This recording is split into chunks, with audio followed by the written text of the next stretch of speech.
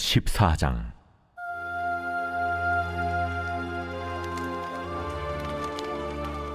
이스라엘 장로 두어 사람이 나와 내 앞에 앉으니 여호와의 말씀이 내게 임하여 이르시되, 인자야, 이 사람들이 자기 우상을 마음에 들이며 죄악의 걸림돌을 자기 앞에 두었으니 그들이 내게 묻기를 내가 조금인들 용납하랴. 그런즉 너는 그들에게 말하여 이르라.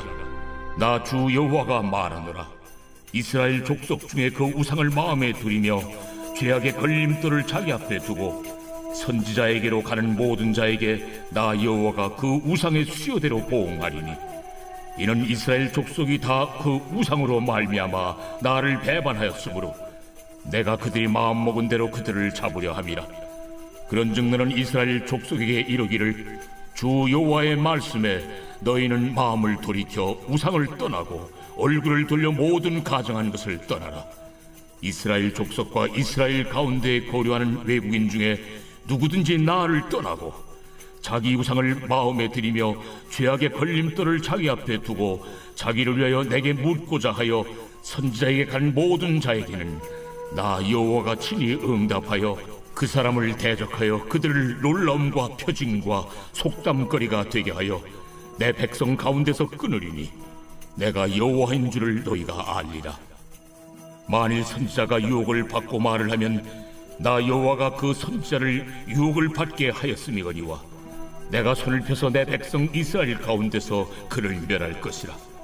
선지자의 죄악과 그에게 묻는 자의 죄악이 같은즉 각각 자기의 죄악을 담당하리니, 이는 이스라엘 족속이 다시는 미혹되어 나를 떠나지 아니하게 하며 다시는 모든 죄로 스스로 더럽히지 아니하게 하여 그들을 내 백성으로 삼고 나는 그들의 하나님이 되려 함이라.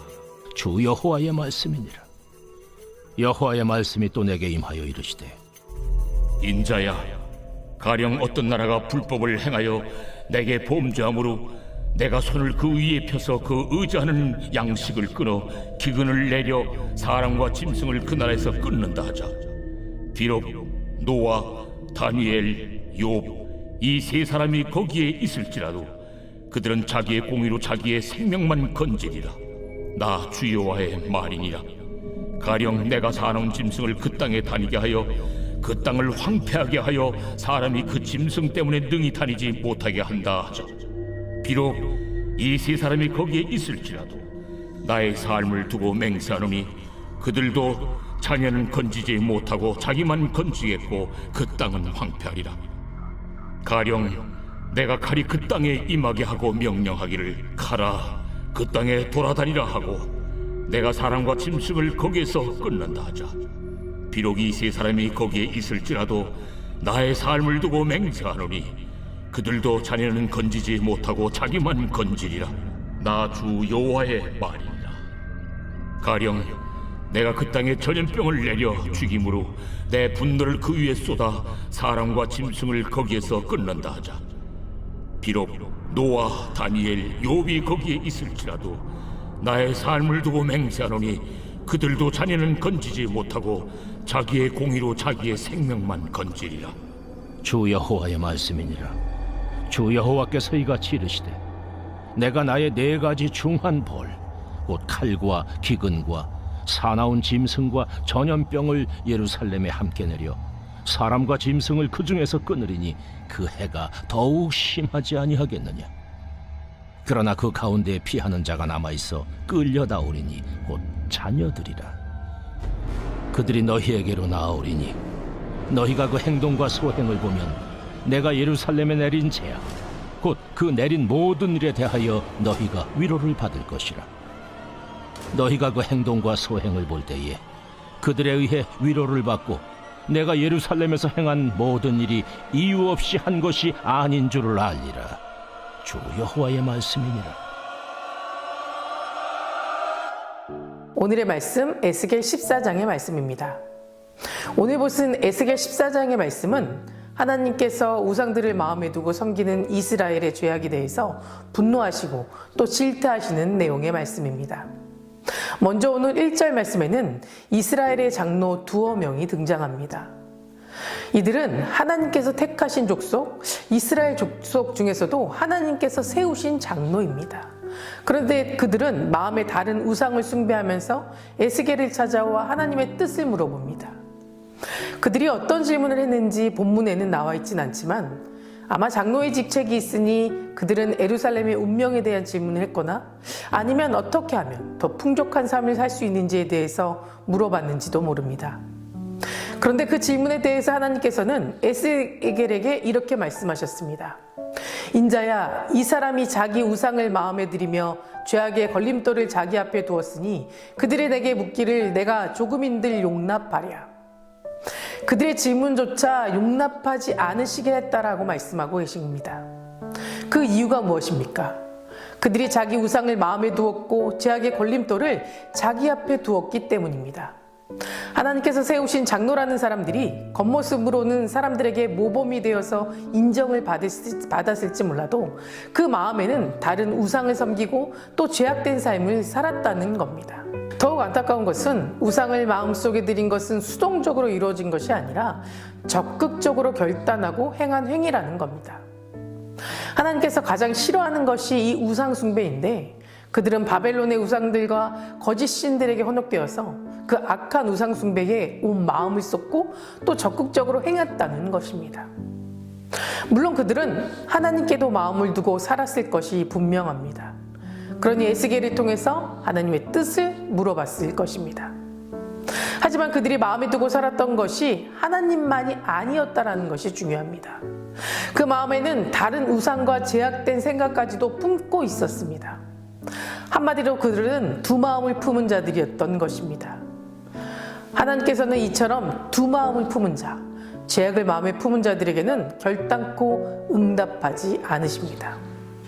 야고보서 1장에는 두 마음을 품은 자는 무엇이든 주께 얻을 생각조차 하지 말라고 말씀하고 있습니다. 또 야곱은 세겜에서 하나님의 부르심을 받고 베들로 올라가서 단을 쌓으려고 할 때 자기 집 사람과 자기와 함께 했던 모든 사람에게 우상을 버리라고 말하였습니다. 이렇듯 우리는 우리의 마음을 갈라지게 만들고 또 하나님을 제대로 바라보지 못하게 하는 죄악과 탐욕 그리고 또 우상들을 마음에서 제거해야만 합니다. 성도 여러분, 하나님께서는 당신의 백성들이 하나님께 나아오는 것을 기뻐하십니다. 또 하나님께서는 우리가 상상하지 못할 많은 은혜로 채워주시고 또 축복된 삶을 살기를 원하십니다. 그러나 하나님께 나아가면서도 두 마음을 품거나 진심으로 하나님께 행하지 않고 마음 한구석에 죄악을 품고 살아간다면 하나님께서는 우리의 어떤 것에도 응답하지 않으실 뿐만 아니라 우리의 죄악을 심판하실 것입니다.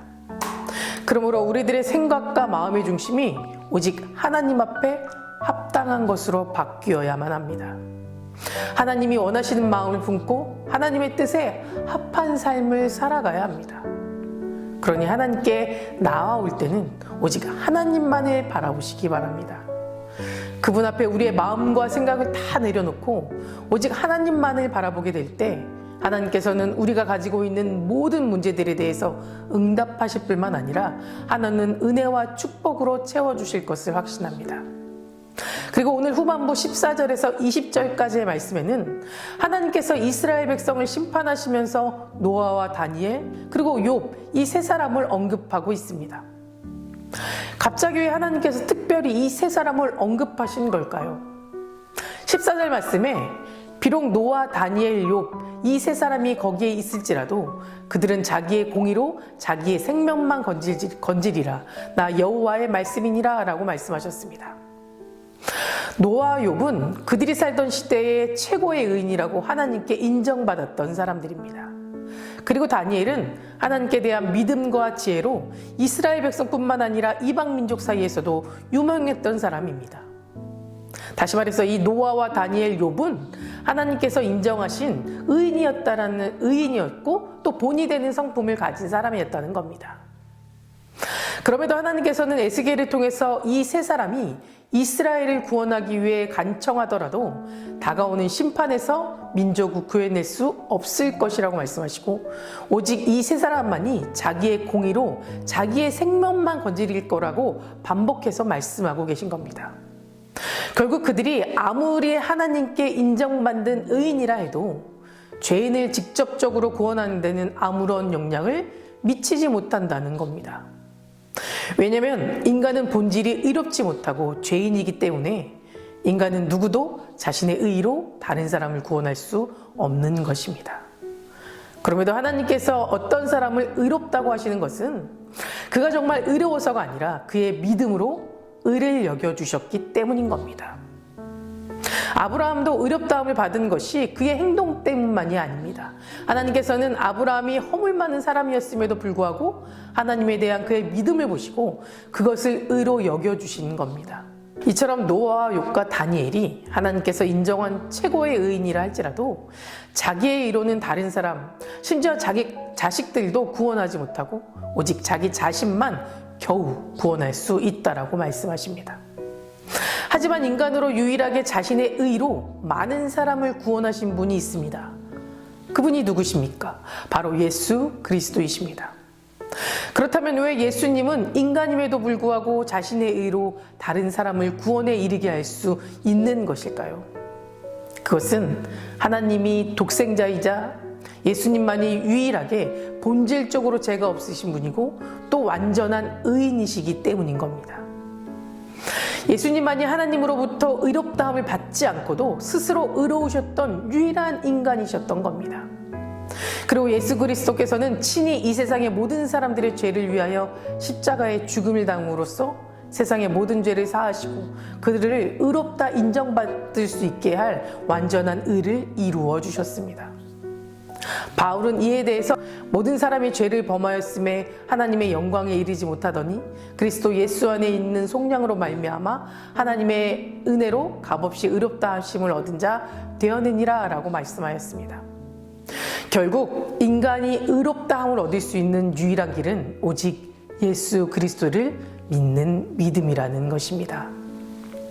사랑하는 성도 여러분, 우리가 의롭다함을 받고 구원에 이르게 할 수 있는 분은 오직 예수 그리스도 한 분밖에는 없습니다. 이 사실을 기억하시고 우리의 마음이 예수 그리스도를 향할 수 있도록 잘 지켜나가시며 또 내 마음에 온갖 우상들과 죄악된 것들이 틈타지 못하도록 하여서 하나님께서 원하시는 축복과 은혜를 누리시며 살아가시기를 간절히 소망합니다. 다 같이 기도하시겠습니다. 오늘은 수요일입니다. 수요일의 공동기도 제목은 교회를 위해서 기도하겠습니다. 먼저 교회의 부흥과 회복을 위해 기도해 주시고 이 땅의 교회가 복음으로 돌아갈 수 있도록 함께 기도해 주시기 바랍니다. 사랑과 은혜가 충만하신 주님, 오늘도 주님 앞에 나아옵니다.